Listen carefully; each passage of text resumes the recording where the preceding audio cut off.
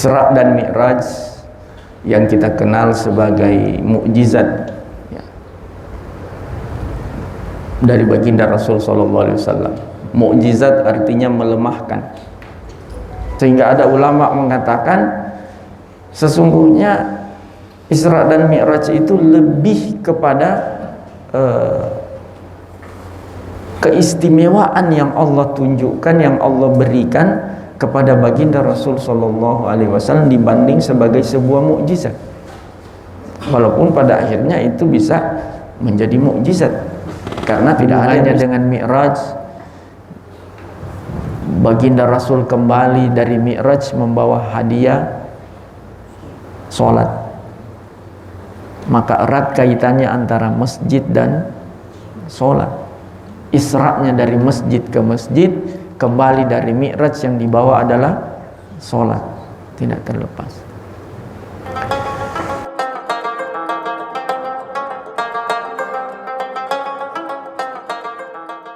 Assalamualaikum warahmatullahi wabarakatuh. Alhamdulillahi rabbil alamin, hamdan yuwafi ni'amahu wa yukafi'u mazidah. Ya Rabbana lakal hamdu kama yanbaghi li jalali wajhikal karim wa 'azimi sultanik. Allahumma salli wa sallim wa barik ala maulana Muhammad wa ala alihi fi kulli lamhatin wa nafasin 'adada ma wasi'ahu ilmuka. Amin. Allahumma akhrijna min dhulumatil wahmi wa akrimna bi nuril fahmi waftah alaina bi ma'rifatil ilmi wasahil akhlaqana bil hilmi waj'alna mimman yastami'una al-qawla fayattabi'una ahsana. Subhanaka la ilma lana illa ma 'allamtana innaka antal alimul hakim. Hadirin dan hadirat kaum muslimin dan muslimat, jamaah ikhwan Thariqah Al-Muhammadiyah Sanusiyah Al-Idrisiyah yang insyaallah senantiasa dimuliakan dan dirahmati Allah Subhanahu wa taala. Kita tak pernah henti memanjatkan puji dan syukur kehadirat Maha Besar Allah Subhanahu wa taala. Pada malam hari ini diizinkan oleh Allah Subhanahu wa taala untuk bersama-sama hadir di pengajian rutin kita yang diagendakan. Pengajian kita pada malam hari ini materinya tentang Isra dan Mi'raj. Salawat dan salam tak lupa kita haturkan, kita kirimkan keharibaan baginda Rasulullah Muhammad sallallahu alaihi wasallam serta keluarga, sahabat dan pengikut beliau hingga akhir zaman insyaallah.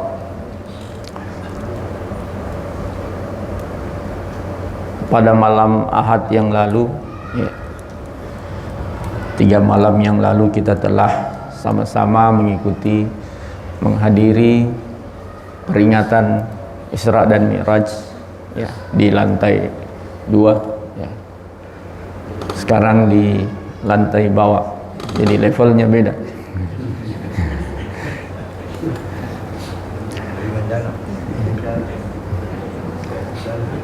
Jadi levelnya lebih tinggi di atas ya. Makanya Isra Mi'raj kita pada malam hari ini tidak akan membahas yang tinggi-tinggi ya, yang bawa-bawa saja ya, karena tentu menyesuaikan dengan pematerinya ya. Kalau di atas pematerinya ya Andre Guruta, profesor ya, guru saya ya. Orang yang pertama saya mengenal Al-Hikam dari beliau yang pertama mengajarkan, dan saya tidak pernah menyangka sekitar ya 3 tahun terakhir ini saya membawakan pengajian Al-Hikam di beberapa masjid. Ternyata awalnya dari beliau ya. Dan yang pertama saya jatuh hati dengan tasawuf ya dari beliau juga. Oleh karenanya apa yang telah dibahas oleh Andre Gurupta, ya, yang tinggi-tinggi kita yang dibawa-bawanya saja dasar-dasarnya, ya, menyesuaikan dengan pematerinya. Isra dan Mi'raj yang kita kenal sebagai mukjizat, ya, dari baginda Rasul sallallahu alaihi wasallam. Mukjizat artinya melemahkan. Semua mukjizat itu melemahkan siapapun yang mau menentang dan menantang baginda Rasul sallallahu alaihi wasallam. Biasanya mukjizat itu pada masa hidupnya Nabi, tetapi baginda Rasul keistimewaannya adalah mukjizat beliau itu berlanjut hingga setelah beliau wafat. Ya. Nah, di antaranya adalah Isra dan Mi'rajnya beliau menjadi mukjizat, melemahkan dan tidak mampu dilakukan oleh siapapun. Karena memang ini menjadi mukjizat karena Allah menghadiahkan ini untuk beliau, tidak kepada siapapun. Kita bisa mengatakan mungkin ini satu-satunya kejadian paling spektakuler yang pernah terjadi dalam sejarah manusia, sejarah kehidupan manusia.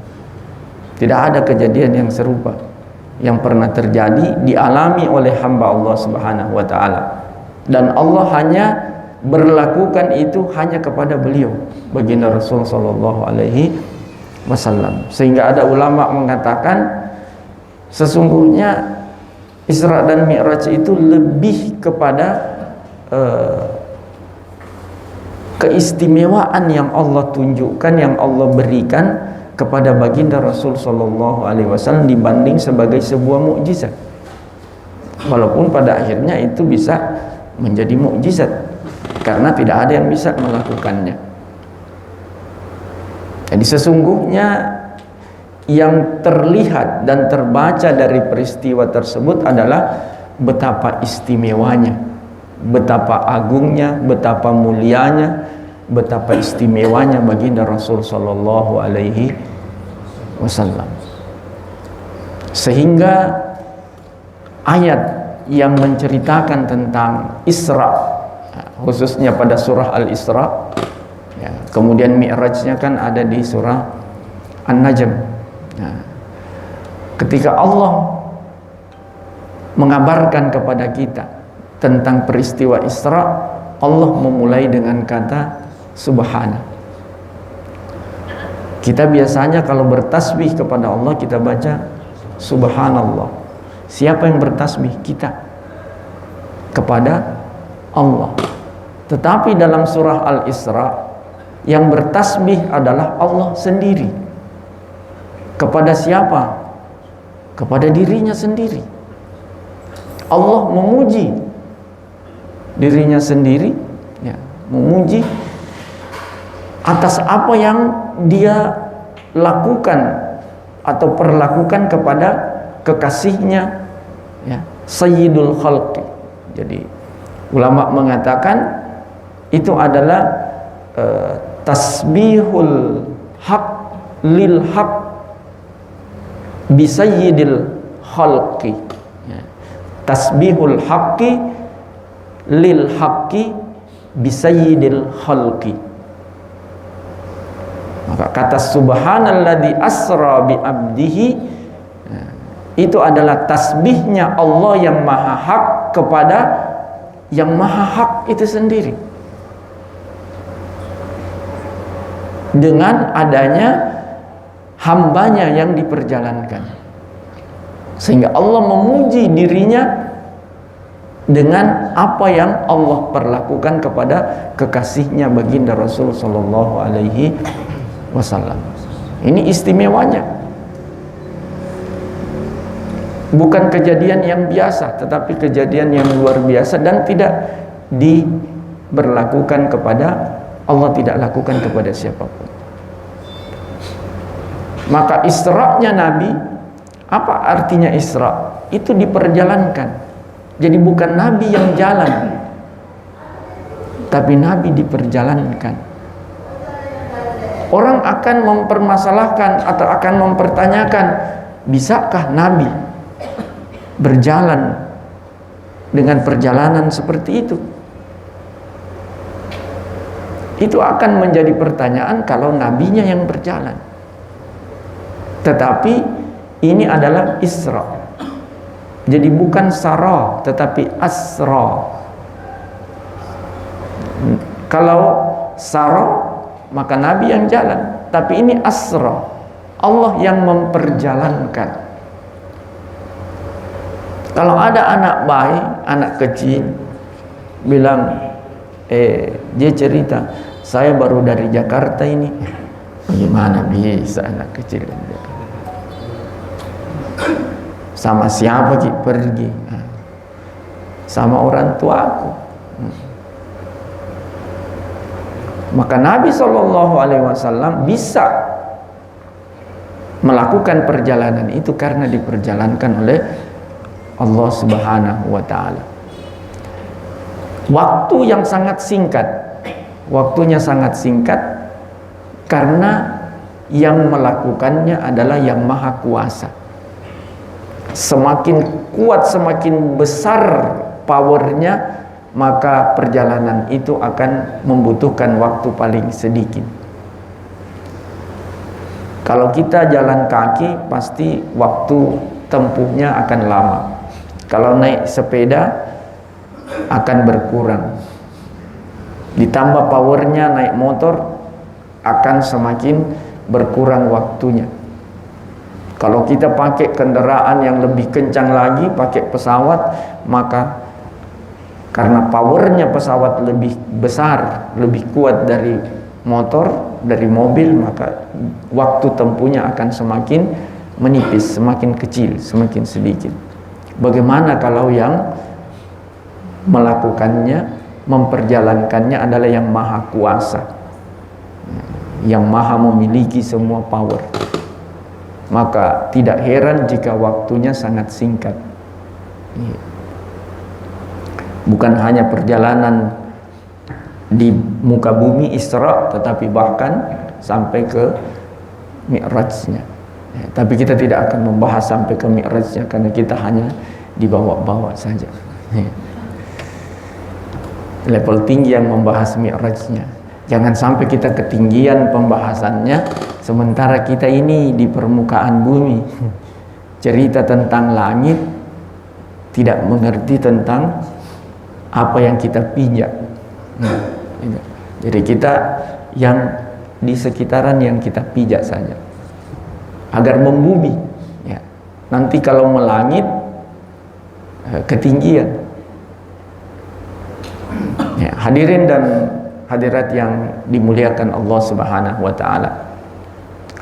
Jadi Isra itu adalah hadiah dari Allah Subhanahu wa Ta'ala kepada hambanya yang istimewa. Tidak semua mendapatkan itu. Siapa yang mendapatkan itu? Hanyalah hamba. Subhanalladzi asra bi abdihi. Abdun. Maka abdun, hamba, adalah status yang paling tinggi sebenarnya. Status yang paling tinggi. Dan yang paling Allah harapkan dari kita adalah menunjukkan kehambaan kita kepadanya. Nabi kita SAW berhasil menunjukkan kehambaannya kepada Allah, sehingga Allah mengabadikan predikat beliau sebagai abdun itu, sekaligus dengan mendapatkan hadiah tadi, Isra, karena beliau menunjukkan kehambaannya kepada Allah Subhanahu wa Ta'ala. Beliau sebagai hamba Allah yang terbaik, tentu kita tidak bisa mencapai level itu, tetapi paling tidak beliau adalah cerminan dari bagaimana menjadi hamba, ya, karena beliau adalah uswatun hasanah. Ketika qari'ahnya membaca ayat pada peringatan Isra Mi'raj di atas. Ayatnya yang dibaca adalah surah Al-Isra. Kemudian laqad kana lakum fi rasulillahi uswatun hasanah. Saya sempat dibisi di sebelah saya, dia bilang, saya ini Pak Kiai dikasih 2 tema, Isra Mi'raj dan Maulid. Awalnya saya berpikir begitu, tetapi kayaknya cocok Ji,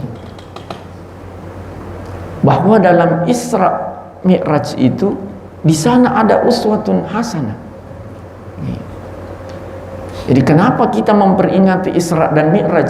Karena kita harus mengambil pelajaran, hikmah, agar kita jadikan pelaku Isra dan Mi'raj, ya, yaitu baginda Rasul sallallahu alaihi wasallam, sebagai uswah kita, sebagai teladan kita.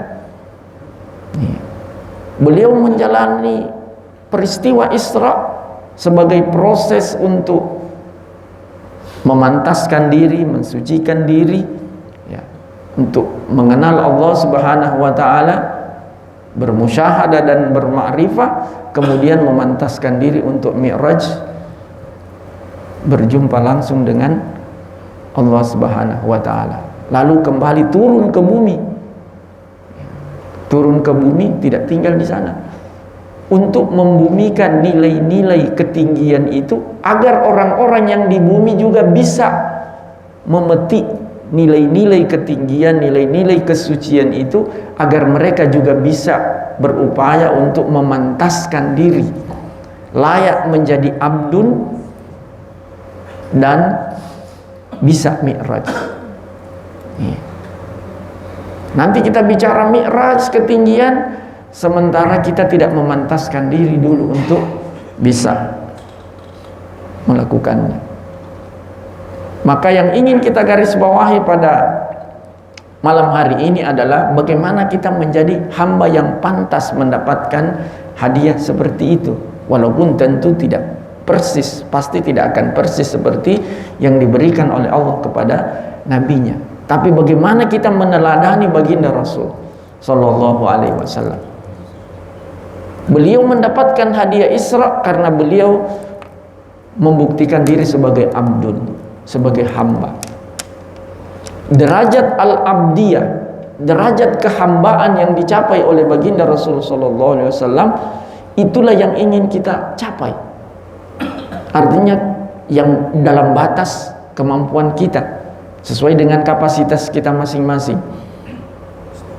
Tapi yang pasti bagaimana kita tahqiqul ubudiyah lillahi ta'ala, mewujudkan penghambaan kita kepada Allah Subhanahu wa ta'ala dalam segala hal. Maka saya mengajak kita semua memfokuskan perhatian kita pada keadaan Nabi sebelum Isra. Bagaimana latar belakang kita lihat dalam sejarah Nabi. Karena untuk memahami Islam tidak bisa kita lepas dari sirah nabawiyah, sejarah Nabi. Mau paham hadis, mau paham Al-Quran, mau paham ajaran Islam, tidak bisa kita melepaskan diri dari sirah Nabi, sejarah Nabi. Nah, bagaimana latar belakang setting keadaannya ketika menjelang Isra-nya Nabi Shallallahu Alaihi Wasallam? Kita kenal tahun itu adalah Amul Huzni, tahun kesedihan. Dinamakan tahun kesedihan karena 2 orang yang sangat dicintai oleh Nabi dan paling mendukung dakwah Nabi, paling besar kontribusinya dalam dakwah Rasul, bahkan memberi perlindungan kepada baginda Rasul Sallallahu Alaihi Wasallam, keduanya wafat. Abu Thalib paman beliau dan istri tercinta Sayyidatuna Khadijah Al-Kubra, Khadijah yang agung, yang wafat. Selain wafatnya 2 tokoh sangat penting yang mendukung dakwah Rasul, ya, Rasul bersama para sahabat juga mengalami tekanan, intimidasi, siksaan yang luar biasa menjelang itu. Sampai-sampai Nabi merasakan bahwa di Mekah sudah tidak ada lagi, sudah buntu jalan untuk dakwah. Bahkan mendapatkan perlawanan yang luar biasa. Akhirnya Nabi memilih untuk membuka jalur baru di Taif. Beliau berangkat ke Taif dengan harapan kalau di Mekah buntu, semoga di Taif bisa merespon. Tapi apa yang beliau alami, apa yang disangka, ya ternyata di luar dugaan yang terjadi. Orang-orang yang di Taif yang semestinya sesuai harapan beliau akan mendukung dan menerima, merespon positif, ternyata responnya bukan hanya negatif tetapi sangat negatif. Bukan hanya tidak menerima, bahkan beliau diusir, dicaci maki, dilempari sampai beliau berdarah. Sehingga anak angkat beliau yang menemani beliau, Zaid bin Harisah, yang juga pasang badan untuk menghalangi orang-orang yang melempari Nabi, sampai beliau mengalami cedera, luka di kepala karena menahan lemparan dari orang-orang yang menyerang Nabi Shallallahu Alaihi Wasallam. Tetapi apakah beliau putus asa? Beliau patah arang dengan dakwanya? Tidak. Baginda Rasul Shallallahu Alaihi Wasallam tetap menunjukkan semangatnya dalam memperjuangkan dakwah. Itu tugas beliau, tugas beliau.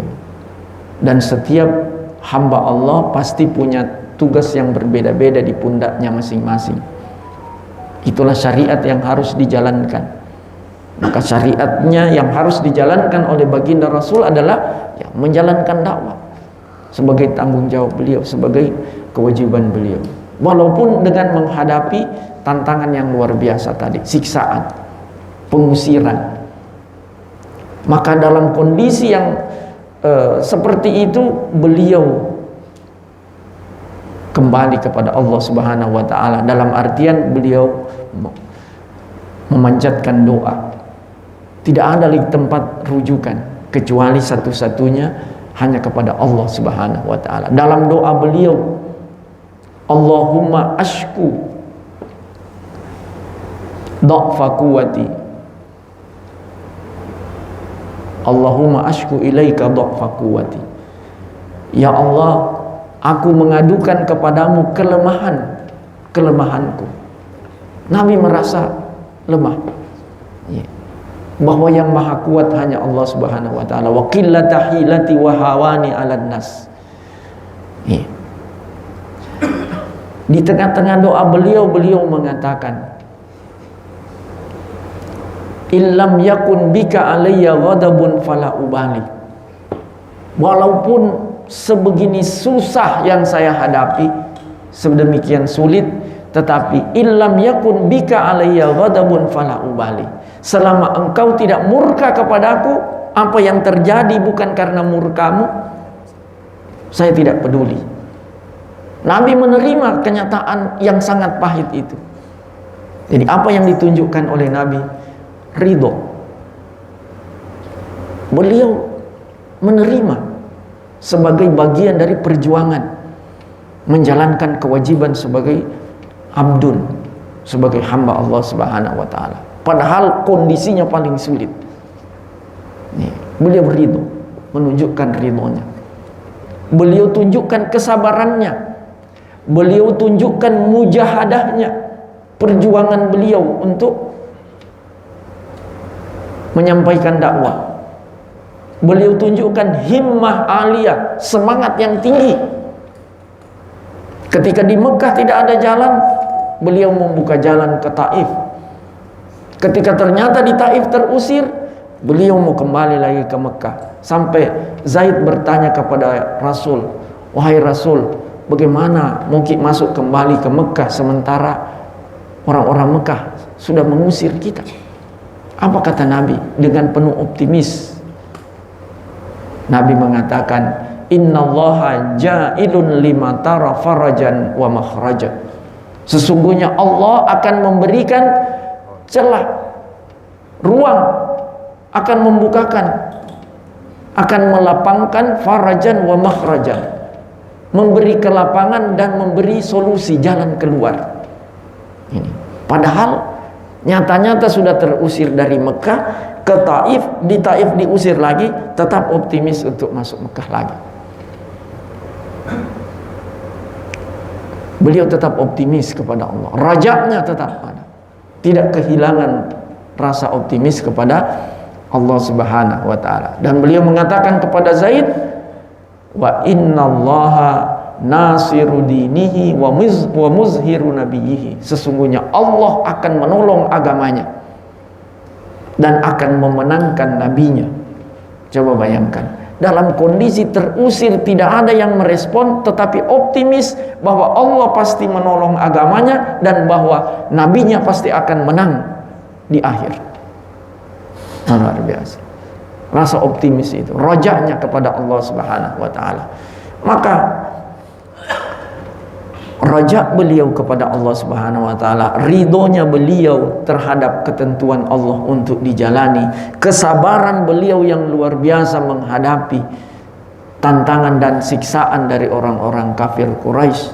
Tetapi itu semua tidak mematahkan keyakinannya kepada Allah Subhanahu wa taala.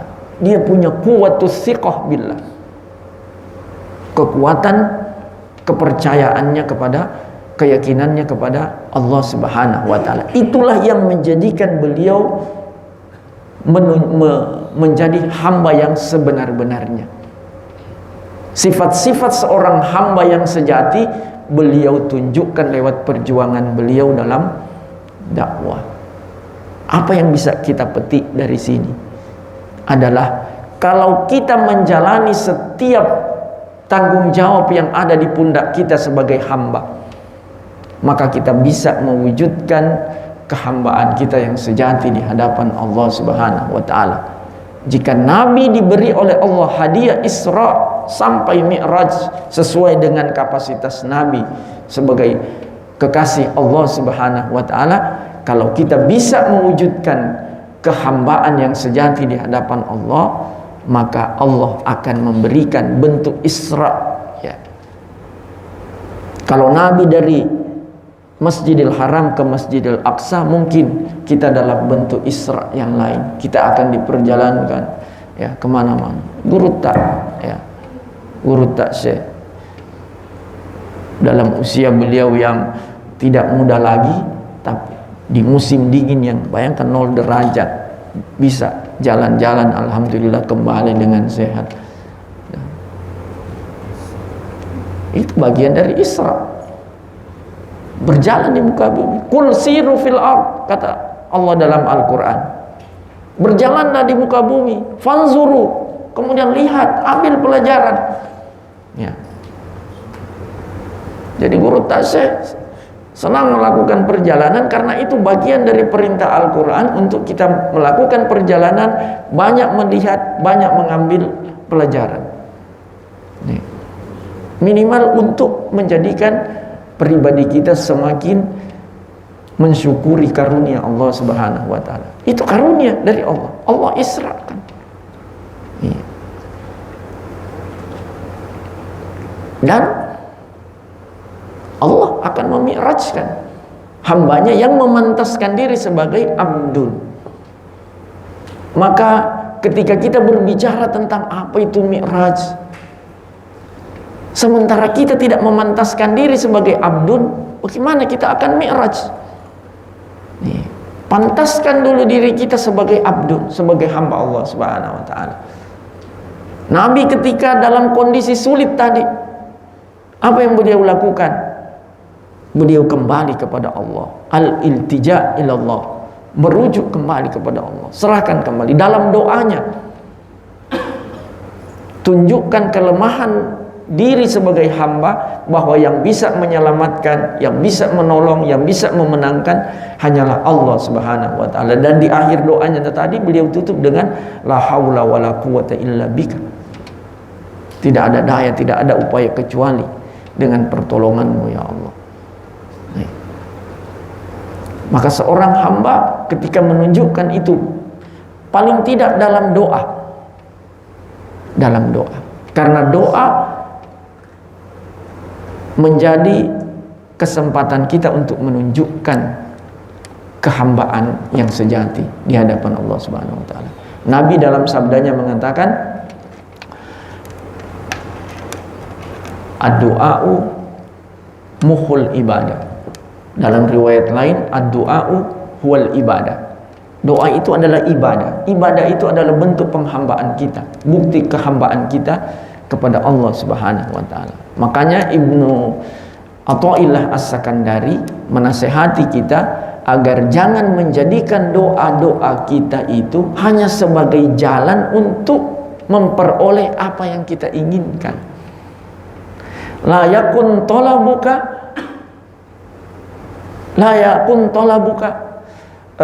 sababan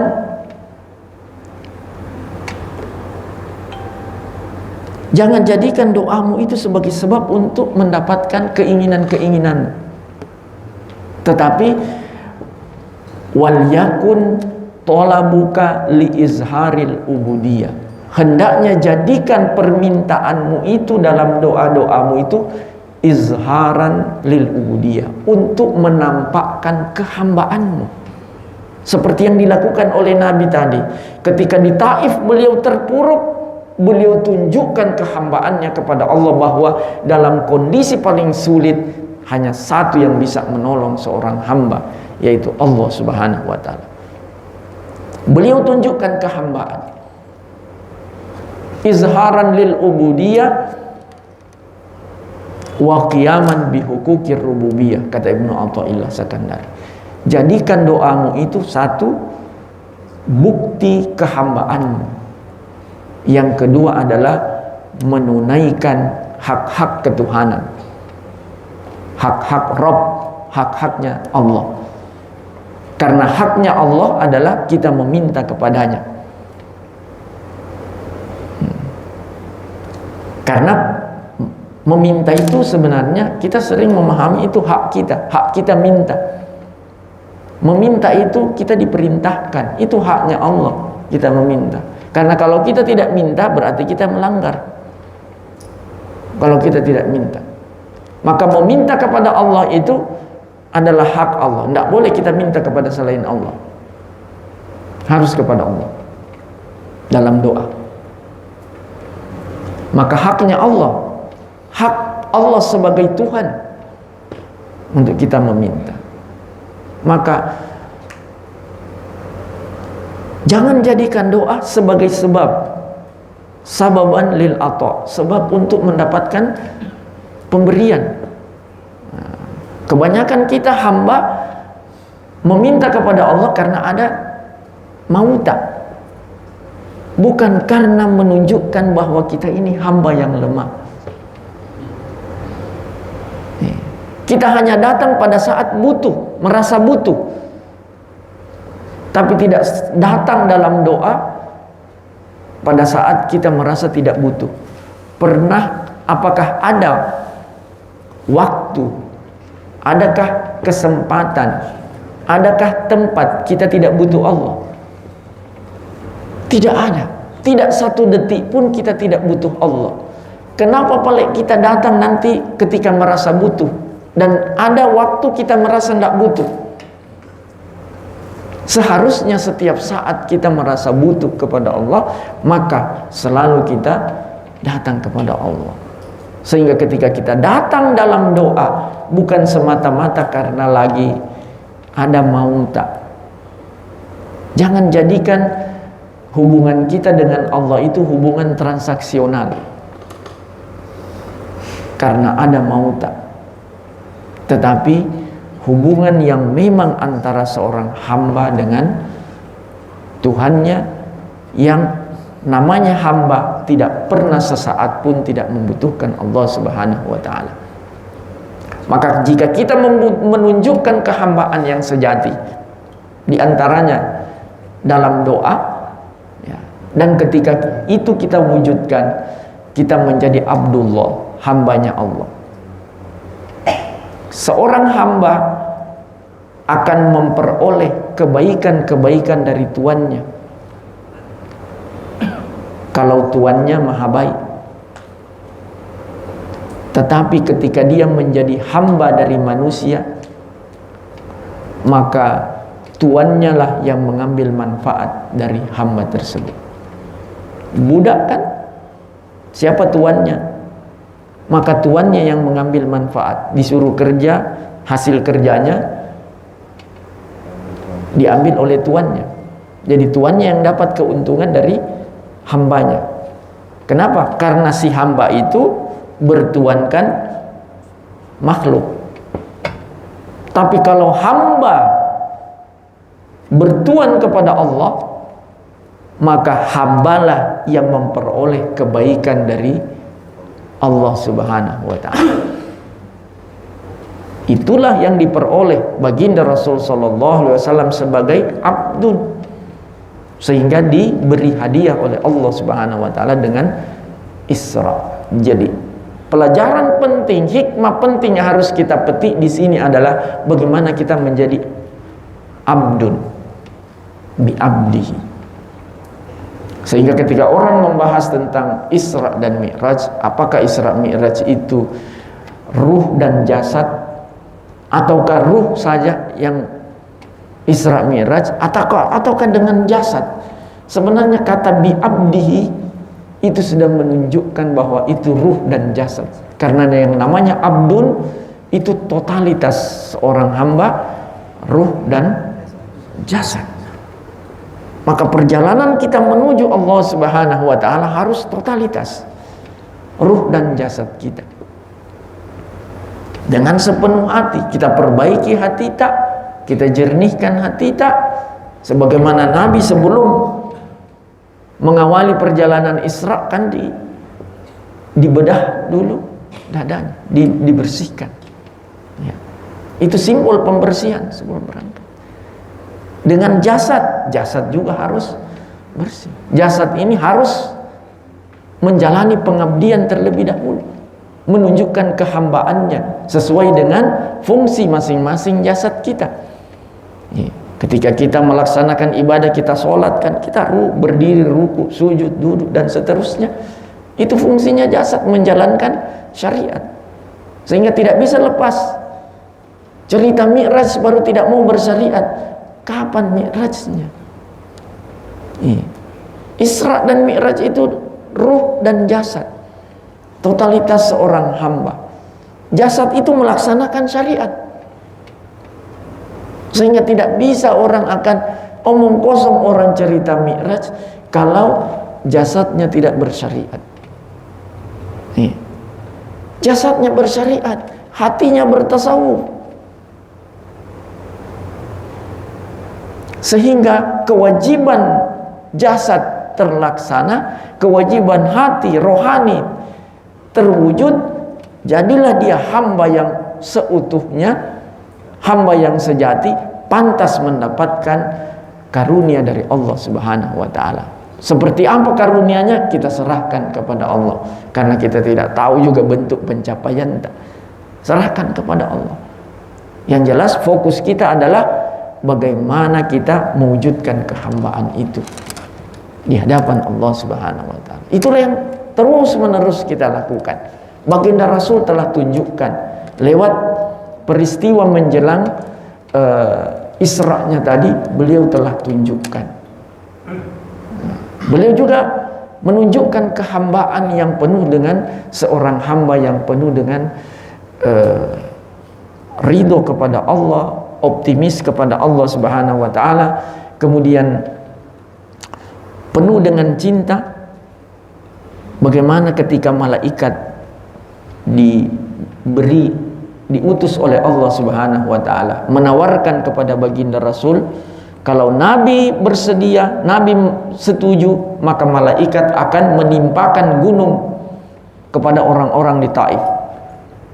Tetapi baginda Rasul dengan hati beliau yang penuh dengan cinta dan kasih sayang kepada sesama, beliau tidak menyetujui itu. Bahkan beliau di luar dugaan apa jawaban beliau ketika malaikat menawarkan. sebagai hamba yang sejati yang penuh dengan cinta kepada sesama. Beliau mengatakan, arju ayyukhrijallahu min aslabihim may ya'budullaha wahdahu la yusyriku bihi syai'an. Saya berharap suatu saat nanti Allah akan melahirkan dari sulbi mereka bibit-bibit generasi yang kelak akan beribadah kepada Allah, mentauhidkan Allah Subhanahu wa taala. Coba bayangkan, orang-orang yang mengusir beliau, menghina beliau, melempari beliau, tidak mau menerima Islam, tapi beliau tetap punya harapan dari mereka bahwa mereka kelak akan melahirkan generasi yang beriman kepada Allah Subhanahu wa taala. Sekarang jemaah ramai pergi ke Taif. Ya, naik kereta listrik, kereta gantung dan sebagainya, pergi berwisata ke sana sambil umrah. Dan di sana kita bisa saksikan sekarang terbukti harapan Nabi. Semuanya muslim, semuanya beriman. Harapan Nabi SAW dengan penuh cinta diperlakukan dengan kasar, tetapi beliau balas dengan cinta. Kita harus menunjukkan sifat seperti itu. Kalau belum bisa seperti itu, baru berharap mau mi'raj, bagaimana caranya? Iya. Dihina satu kata oleh orang, kita balas 10 kata. Baru berharap mau mi'raj. Nah, itulah yang saya maksud di awal tadi, kita bicara yang bawa-bawa. Tidak usah makin dulu tinggi-tinggi. Masih banyak persoalan di darat yang bermasalah. Banyak hutan yang gundul. Banyak saluran air yang mampet. Banyak sampah berceceran. Banyak masalah di bawah. Baru kita bicara mi'raj di langit. Ketinggian kapan? Artinya selesaikan dulu. Kenapa Nabi tidak langsung mi'raj? Kenapa Isra dulu? Itu pesan untuk kita semua, perbaiki dulu yang horizontal, jangan langsung vertikal. Kita terlalu berambisi mau seperti itu.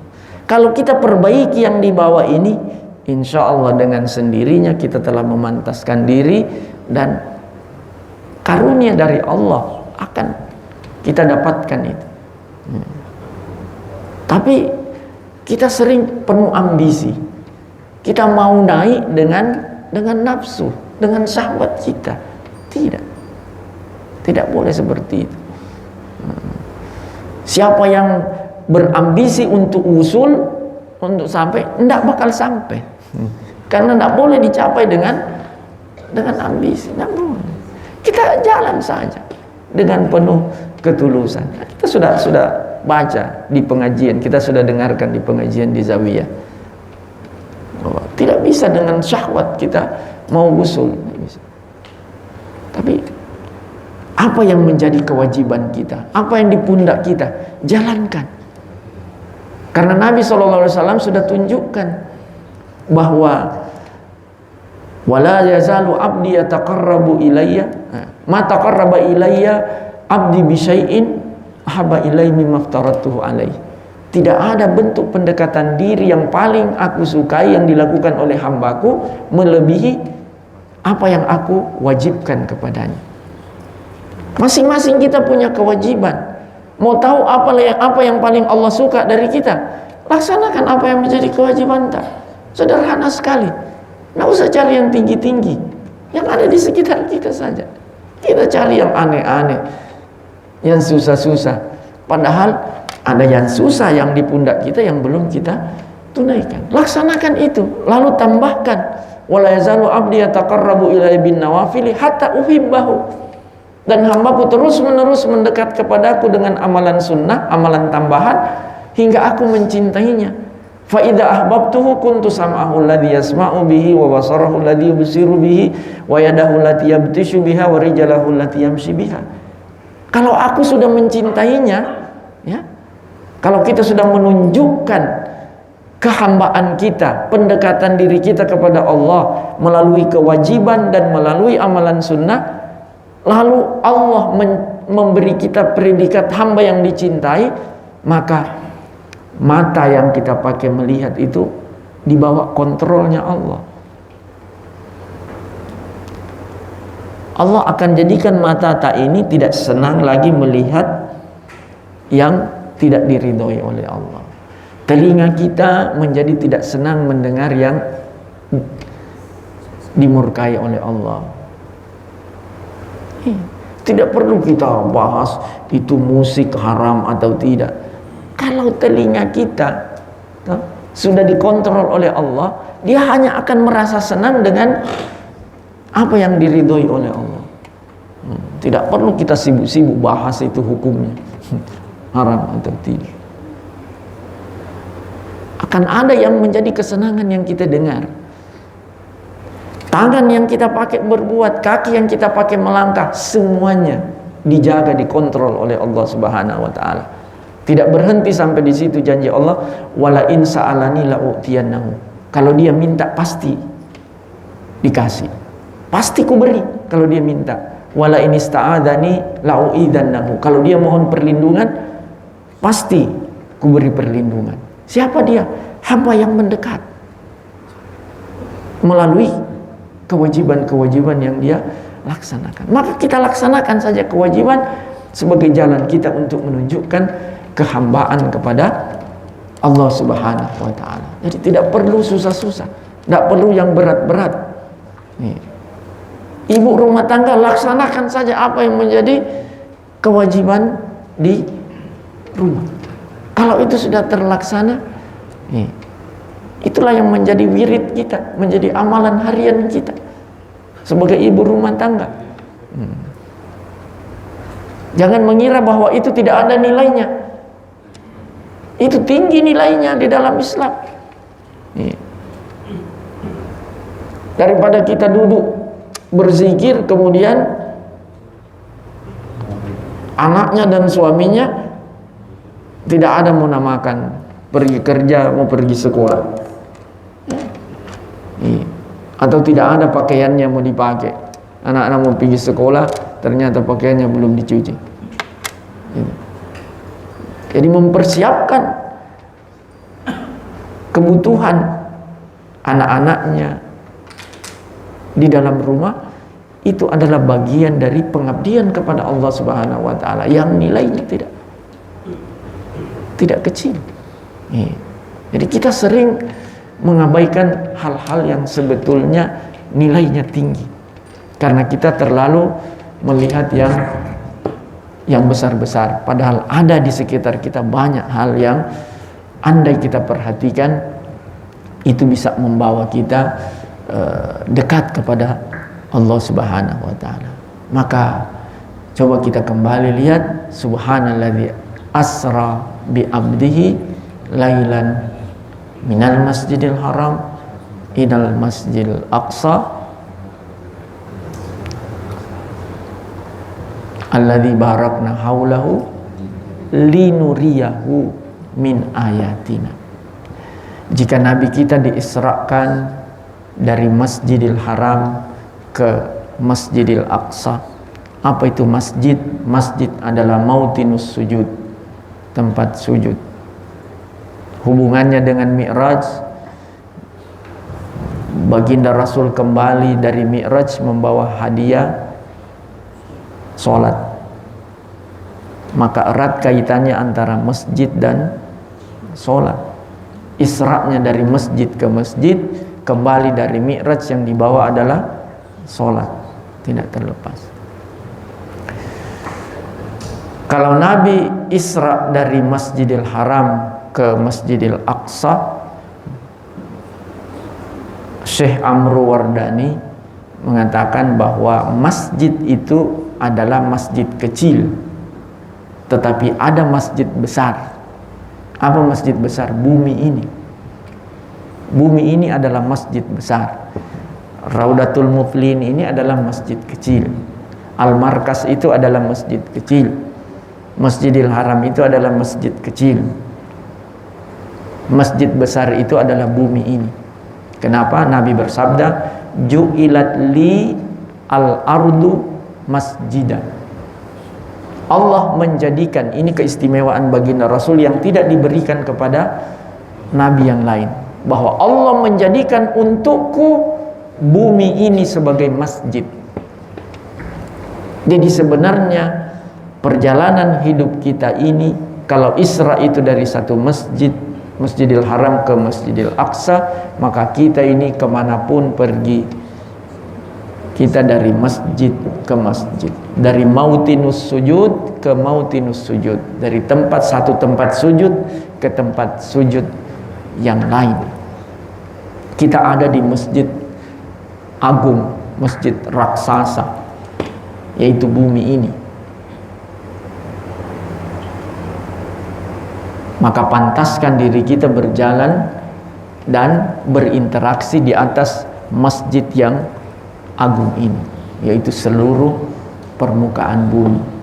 Maka hidup kita dari satu tempat sujud ke tempat sujud yang lain, dari satu waktu sholat ke waktu sholat yang lain. Maka jagalah diri kita, kita bawa diri dengan baik, berjalan di atas masjidnya Allah yang agung ini, bumi ini, agar kita memantaskan diri menjadi abdun, hambanya Allah Subhanahu wa ta'ala. Yang kalau Nabi SAW diisrakan cukup lailan, kata lailan di situ artinya sebagian malam. Jadi bukan satu malam, bukan. Seandainya ada alif lamnya al-lail, berarti satu malam full. Tetapi kalau hanya lailan, hanya sebagian malam, bisa sebagian kecil. Kalau Nabi bisa mengalami itu dalam waktu yang singkat, itu menggambarkan waktu yang singkat, maka Allah bisa juga memberi kepada siapapun abdunnya, hambanya, untuk menempuh perjalanan, memantaskan diri sebelum diberi mi'raj oleh Allah Subhanahu wa ta'ala, mendapatkan ma'rifat, mendapatkan musyahadahnya dalam waktu yang singkat. Ada namanya pelipatan waktu. Allah bisa melipat waktu, melipat jarak bagi hamba yang dikehendakinya, bagi yang pantas. Sekali lagi berulang-ulang saya sampaikan, yang dibutuhkan dari kita hanyalah memantaskan diri. Kita cukup memantaskan diri, lalu kita serahkan kepada Allah Subhanahu wa ta'ala. Kita seling bertanya-tanya, kenapa lama sekali saya mencapai ini? Mungkin karena ambisi tak terlalu besar. Jadi kita masing-masing mengintrospeksi diri. Kenapa lama? Ya, mungkin harus periksa. Sudah abdunkah saya? Abdun yang sejati. Mungkin abdunnya lagi bermasalah. Sehingga kita butuh waktu yang panjang. Ya, kalaupun Allah takdirkan waktu itu panjang, kita nikmati. Kita nikmati waktu yang panjang dalam perjuangan. Jadi kita nikmati perjuangan ini. Nah, di jalan fisayri ilallah, dalam perjalanan menuju Allah Subhanahu wa ta'ala. Kalau yang majzub kan dalam sesaat langsung ditarik. Kan beda itu kalau kita, misalnya ada orang mau naik pesawat cepat sampai, bilang saya naik kapal laut mau kak nikmati perjalanan, atau saya lewat darat supaya lebih seru. Nah, mungkin kita yang seru-seruan, mungkin karena kita senang seru-seruan, maka Allah kasih kita waktu yang lama. Ya, kalau begitu kita nikmati saja keseruan ini. Bagaimana berjuang untuk menyelesaikan zikir hari ini, menyelesaikan wirid hari ini, bagaimana keseruan menghadapi interaksi sosial. Tetangga lagi enak anunya, sikapnya, rekan kerja lagi bikin bete, menjengkelkan dan sebagainya, macam-macam. Nah, keluarga di rumah, anak atau pasangan yang lagi tidak harmonis dengan kita hubungannya. Nah, itu semua keseruan dalam hidup ini. Supaya hidup ini kita jalani dengan, kita nikmati sebagai jalan kita untuk membuktikan kehambaan kepada Allah Subhanahu wa taala. Apa yang kita dapatkan, dikasih futuh cepat atau lambat, kita serahkan saja kepada Allah Subhanahu wa taala. Nah, ini saja barangkali yang dapat kita angkat pada malam hari ini. Semoga dari kesederhanaan kajian kita pada malam hari ini, paling tidak bagaimana bisa mengetuk hati kita, ya, untuk poinnya satu saja, bagaimana kita berupaya memantaskan diri menjadi abdun, ya. Itu titel predikat yang harus kita kejar, kita wujudkan, ya. Kita pontang-panting kemana-mana, sebenarnya yang mau kita wujudkan adalah di hadapan Allah kita menjadi Abdullah, bukan abdud dunia, bukan hambanya dunia, bukan abdud dinar, abdud dirham, abdud dolar, abdul rupiah, bukan. Abdul fulus, ya, abdul jabatan, ya, abdul viral. Setengah mati bikin konten karena mau viral. Alasannya ini mau dakwah. Ya semoga. Karena yang tahu hanya kita dan Allah. Iya. Paling tidak ya kita aware, ya, kita hati-hatilah agar apa yang kita lakukan benar-benar sebagai bukti penghambaan dan kehambaan kita kepada Allah Subhanahu wa taala. Kenapa orang yang menyimpan setitik rasa sombong itu tidak boleh masuk surga? La yadkhulul jannah man kana fi qalbihi mithqalu habatin min khardalin min kibrin. Tidak akan masuk surga orang yang di hatinya ada sebesar biji sawi rasa sombong. Biji sawi itu kalau dalam bahasa Indonesia mithqalu habbah min khardal itu 1/6.000 gram. Jadi 6.000 biji itu naiknya 1 gram. 1/6.000 gram rasa sombong di hati kita menyebabkan kita tidak bisa masuk surga. 1/6.000 itu 1 gram, ya 1/6.000. 6.000 biji baru naik 1 gram. Nah kita mungkin berapa kilo rasa sombong. Iya. Karena kesombongan itu hanyalah milik Allah. Kita ini abdun. Ketika ada rasa sombong berarti status atau predikat kehambaan tak itu tercoreng. Rusak kehambaan kita, tercoreng kehambaan tak. Tidak murni. Maka kita ingin memurnikan kehambaan kita kepada Allah Subhanahu wa taala. Sehingga itu sebabnya kenapa sombong itu tidak boleh. Karena itu merusak kehambaan kita kepada Allah Subhanahu wa taala. Mudah-mudahan ada manfaatnya. Subhanakallahumma wa bihamdika asyhadu an la ilaha illa anta astaghfiruka wa atubu ilaik. Amiltu su'an wa zalamtu nafsi faghfirli fa innahu la yaghfirudz dzunuba illa anta. Wallahul muwaffiq ila aqwamit thoriq. Wassalamualaikum warahmatullahi wabarakatuh.